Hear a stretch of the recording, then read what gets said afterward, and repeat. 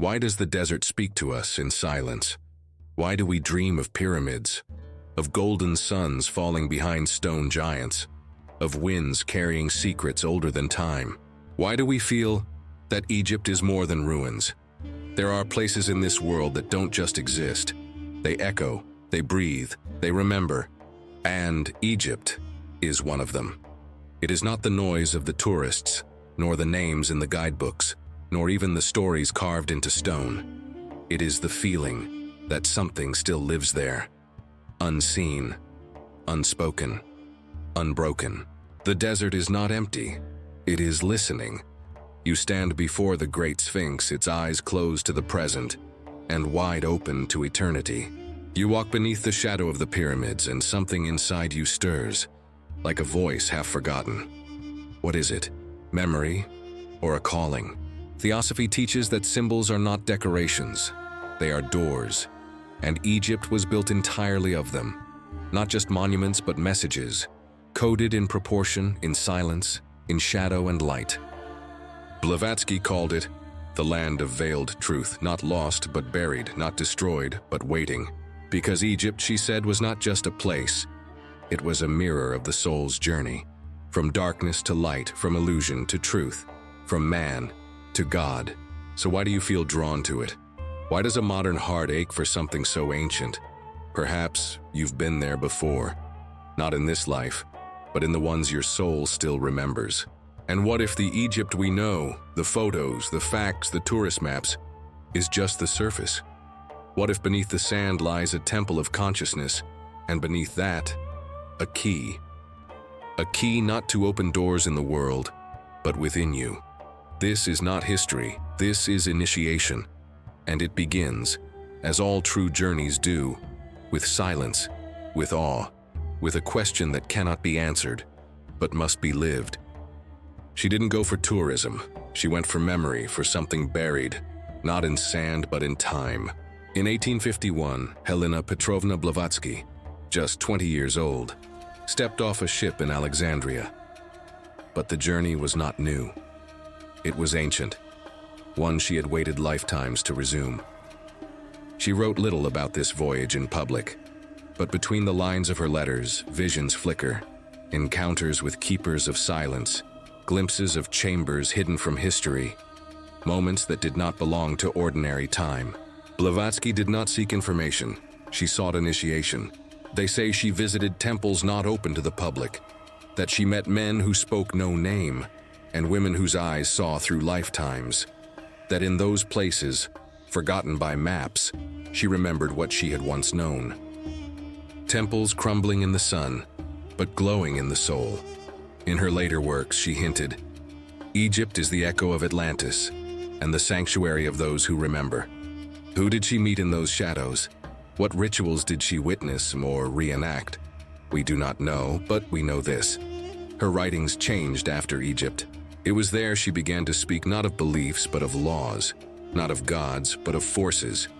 In Egypt, she encountered Thoth, the Lord of Wisdom, the scribe of the gods, guardian of the book of life, not as myth, but as principle.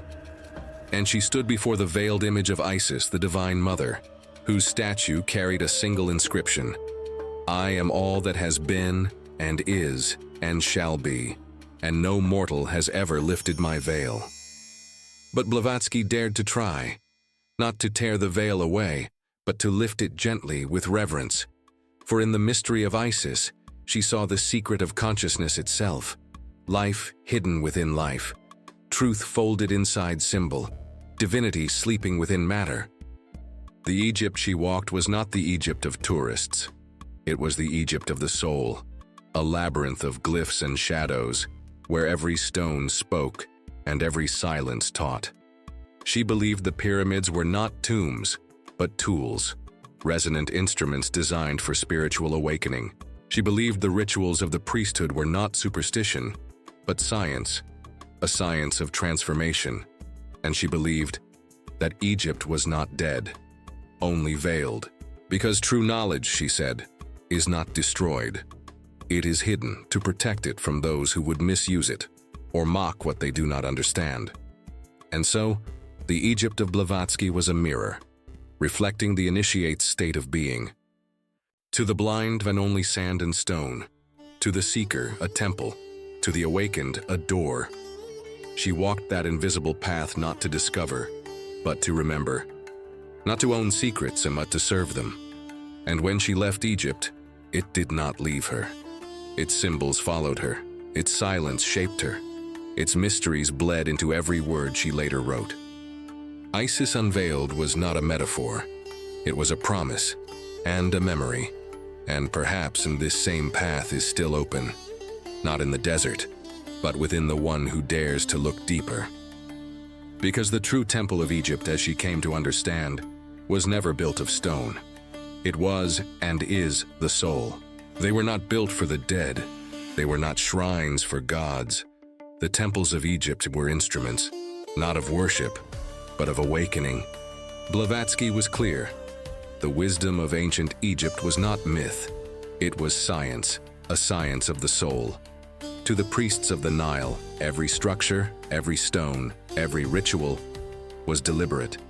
Not symbolic as we use the word today, but literal, alive, functional. The pyramids, for instance, were not tombs. No mummies were ever found inside the Great Pyramid. Why? Because they weren't meant to hold bodies. They were meant to transform consciousness. Their geometry, proportions, and alignments weren't architectural choices. They were formulas, codes that resonated with cosmic laws, mirroring the structure of the human being. The initiate who entered the pyramid was not entering stone. He was entering himself. Each chamber, a level of inner reality. Each passage, a stage of purification. Each silence, a confrontation with truth. And at the center, not death, but rebirth. This was the true initiation of the pharaohs, a descent into the darkness of the unconscious, to awaken the eternal spark within. And who stood at the threshold? Isis, not just a goddess, but the cosmic feminine, the divine veil that guards the innermost secrets of being. Her mystery was the mystery of life itself, creation, gestation, unfolding. The ancient temple of Sais bore her inscription, "I am all that was, is, and shall be, and no mortal has ever lifted my veil." But Theosophy suggests otherwise. That veil is not permanent.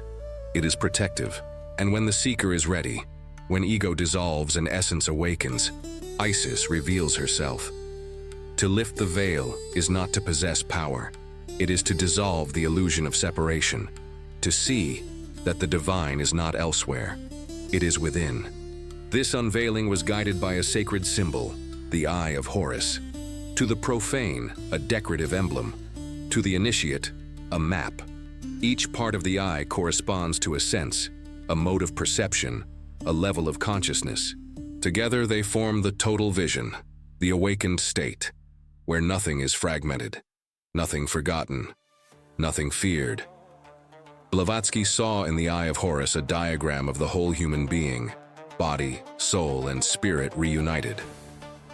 And behind it all, the science of the 7 bodies. Egypt taught that man is not one but 7-fold. The physical, visible, and temporal. The etheric, the energetic double, the astral, the seat of emotion and desire. The mental, the realm of thoughts. The causal, where karma and intention reside. The Buddhic, the intuition, the higher heart. The atmic, the divine spark, untouched and eternal. Each temple, each rite, each myth was designed to align these layers, to restore their harmony, to reawaken the inner sun. Because to the priest-scientists of Egypt, enlightenment wasn't a metaphor. It was a state, attainable through preparation, purification, and presence. They fasted not for morality, but to thin the veil. They chanted not for gods, but to alter vibration. They wore white not for fashion, but to mirror light itself. This was their sacred science, a path encoded in symbol and stone, waiting to be decoded not with intellect, but with the heart. Blavatsky wrote, "Egypt preserved in her hieroglyphs the formulas of a deeper truth, not meant for the masses, but for the earnest." And today, that science remains, not in books but in you. The pyramid is your spine, the Eye of Horus, your perception. The temple, your consciousness. When you meditate in silence, you step into those ancient corridors. When you breathe with awareness, you enter the inner sanctum. When you seek truth, not for power, but for peace, you become the initiate. So what is the great secret? It was never hidden, it was always within. The temples were not for worship, they were for awakening. And perhaps they still are. Why were these truths buried? Who decides what humanity is ready for? And what if the real danger is not deception, but forgetting who we are? The story we've been told is simple. Ancient knowledge was lost, temples crumbled, scrolls burned, civilizations collapsed. But what if that's not the full story? What if some truths were not lost, but hidden? Blavatsky believed they were. She called it the esoteric tradition, a golden thread of knowledge woven through every true spiritual path. From India to Egypt, from the Himalayas to the Andes, from the ancient mystery schools of Sais and Luxor, to the quiet inner sanctuaries of the soul. A chain of initiation, guarded not by organizations but by consciousness, not for the elite but for the prepared, because power, when given to the unready, destroys, and truth, when exposed too early, blinds. So the sacred was not lost, it was veiled. The pyramids still stand, the symbols endure, the teachings remain, encoded in myth, in number, in silence. But they do not reveal themselves easily. Blavatsky wrote, "The greatest truths are the simplest, but the most difficult to live. And so the guardians of wisdom, not priests in robes but souls of depth, chose to protect the sacred from the profane. Not to hoard it, but to honor it. Not to withhold it, but to preserve its power." Ask yourself, if the soul is eternal, if we are more than flesh, if the temples mirror our inner world, why have we been taught to forget? Who benefits from a humanity that knows only the surface? A humanity that doubts its spirit, fears its silence, and denies its light. Maybe the veil was not only cultural, but psychological. Maybe we forgot because forgetting made life easier. Simpler, safer. But safer from what? From truth? From our divine inheritance? Theosophy teaches that truth can never be destroyed. It only withdraws, waiting for the one who seeks. And in this waiting, the soul grows. Because initiation is not a ceremony. It is a crisis, a moment where the known dissolves and the unknown calls, where you must decide to return to sleep or awaken to what has always been. So no, the knowledge of the ancients is not gone. It lives in symbols, in whispers, in dreams, and in the eyes of those who remember. Blavatsky called Egypt a key node in the planetary chain of transmission. Not the source, but a powerful station. The temples of Thoth, the rites of Isis, the Eye of Horus, the journey of Osiris, all part of a deeper map. A map not of the earth, but of the soul. And that map is still legible, but only to the one who dares to see. So ask again, what if these truths were never meant for the masses, not out of arrogance, but protection? What if the real danger was not the secret, but the misuse of what it unlocks? And what if the veil of Isis is not held in place by the gods, but by our own forgetting? Because to lift the veil is not to find something new. It is to remember who we have always been. Maybe you've never walked the sands of Giza. Maybe you've never stood before the Sphinx, but what if you don't need to? What if the real Egypt, the one that matters, is not out there, but in you? Because Egypt was never just a place. It was, and is, a mirror. A reflection of the sacred architecture within. The pyramids point upward, but they echo downward, into the chambers of the soul. And when you sit in silence, eyes closed, breath slow, mind open, you're not escaping.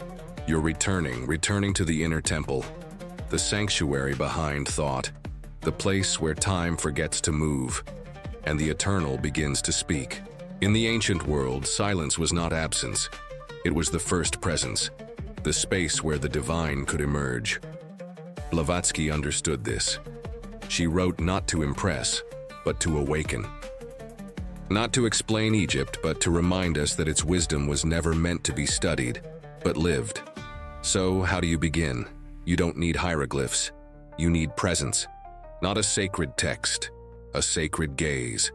The way you look at a tree, the way you listen to your breath, the way you pause before speaking, and feel the weight of your words. Because your eyes can become the Eye of Horus, your stillness the veil of Isis, your spine, the silent pyramid, and your life, your choices, your compassion, your courage. They are the true ritual. The truth is, you were never cut off, only distracted. The real loss was not knowledge, it was attention. And the Great Awakening is not about remembering history, but remembering your essence. So ask yourself, do I carry Egypt inside me? When I breathe, do I honor the sacred? When I love, do I unveil the divine? When I suffer, do I seek the light behind the veil? Because maybe, just maybe, you don't need to go to Egypt. Because maybe, the real pyramid is inside, built not of stone, but of memory, of longing, of silence, and of soul. And perhaps, you've walked those inner corridors before, in dreams, in echoes, in lifetimes you don't fully recall but feel in your bones. So don't wait. Don't worship ruins. Become the temple. Live with depth. Love with awareness. Seek with humility. And trust that what was never truly lost can still be found within you.